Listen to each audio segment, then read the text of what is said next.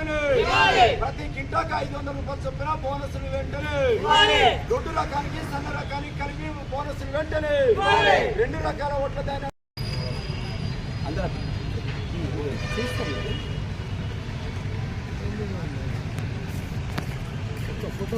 భారత రైతు కూలీ సంఘం మహబూబాబాద్ జిల్లా కమిటీ నిర్ణయాలలో భాగంగా మైబాద్ అఖిల భారత రైతు కూలీ సంఘం మండల కార్యవర్గం తరఫున మైబాద్ తహసీల్దార్ కార్యాలయం ముందు ధర్నా నిర్వహించడం జరుగుతుంది.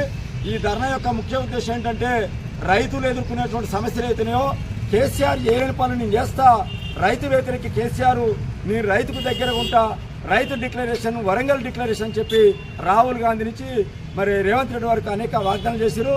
ఇంతవరకు 2 లక్షల రుణమాఫీ అనేటువంటిది సగం మంది కూడా కాలేదు. దానికి అనేక కొర్రీలు పెడతా ఉండు, రేషన్ కార్డు అంటాడు, వ్యవసాయం చేసిన వాళ్ళకి అంటాడు, లేకపోతే రాళ్లకు బోళ్లకు తోటలకు ఇవ్వని అంటాడు. కాబట్టి వాళ్ళందరికీ కూడా ఎన్నికలకు ముందు నువ్వు ఏదైతే చెప్పినావో ఖచ్చితంగా 2 లక్షల రూపాయలు ఎలాంటి కొర్రీలు పెట్టకుండా ప్రతి రైతుకు 2 లక్షల రూపాయలు మాఫీ చేయాలి. అదేవిధంగా భూమాత అన్నాడు, ఆయన ధరణి అన్నాడు, నువ్వు ఇంతరు భూమాత చేయలేదు.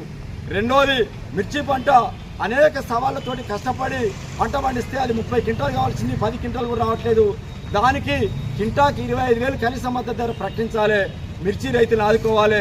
ఖమ్మం వరంగల్ జిల్లా రైతులకు మిర్చి పంట ప్రధానమైన పంట. మూడవది ఏజెన్సీ ప్రాంతంలో మనకు బయ్యారం, కొత్తగూడ, గంగారం, అదేవిధంగా పాకాల, కొత్తగూడ, పెద్దగూడూరు, గార్ల ఈ 5 మండలాల్లో తుంచాకు టెండర్లు ఉన్నాయి. సుమారు 40 యూనిట్లు ఉన్నాయి. మరి రాష్ట్రంలో 196 యూనిట్లు ఉన్నాయి. ఇంతవరకు రాష్ట్ర ప్రభుత్వం టెండర్లు వేయలేదు.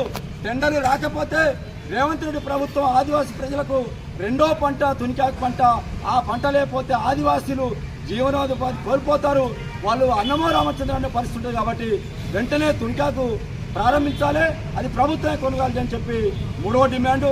4వ డిమాండు ఇందిరమ్మ ఆత్మీయ భరోసా కింద భూమి లేని వ్యవసాయ కూలీలకు నెలకు 1000 చొప్పున 12,000 వేస్తాడు. అది ఇంతవరకు కూర్చోలేదు. ఇట్లా చెప్పుకుంటూ పోతే అనేక పోడు భూములకు మేము అధికారాలకు వస్తే కేసీఆర్ అందరికి ఇస్తలేడు, మేము అధికారానికి వస్తే సాగు చేసుకునే పేదలందరికి ఇస్తాం, కేవలం కేసీఆర్ ఎస్టీలకు ఇచ్చిండు, మేము బీసీలకు ఇస్తాం, మాలకు ఇస్తాం, మాదిగకి ఇస్తాం అన్నాడు.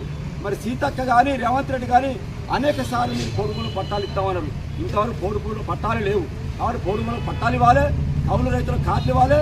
కౌలు రైతులు కూడా మిగతా రైతులకు ఇచ్చినటువంటి అన్ని సౌకర్యాలు కూడా కౌలు రైతులు కల్పించాలని చెప్పి ఇట్లా అనేక రకాల డిమాండ్లు అవుతున్నాయో. మరి బ్యాంకులు కూడా రుణాలు ఇవ్వాలి. ఒక పక్క యూరియా బస్తా దొరకక మరి వ్యాపారస్తులు మరి యూరియాని బ్లాక్ మార్కెట్లో పెట్టి ఎక్కువ రేటుకి అమ్ముతారు. ఆ బ్లాక్ మార్కెట్ని ఛేదించాలి. తగినన్ని యాసింగి పంటకు మొక్కజొన్న కావచ్చు, యాసింగి వరి పొలాలు కావచ్చు, యూరియా దుక్కుమంది అవసరం ఉంది. అది తగినంత అందుబాటులో ఉంచి నిష్పక్షపాతంగా అమ్మేయాలి.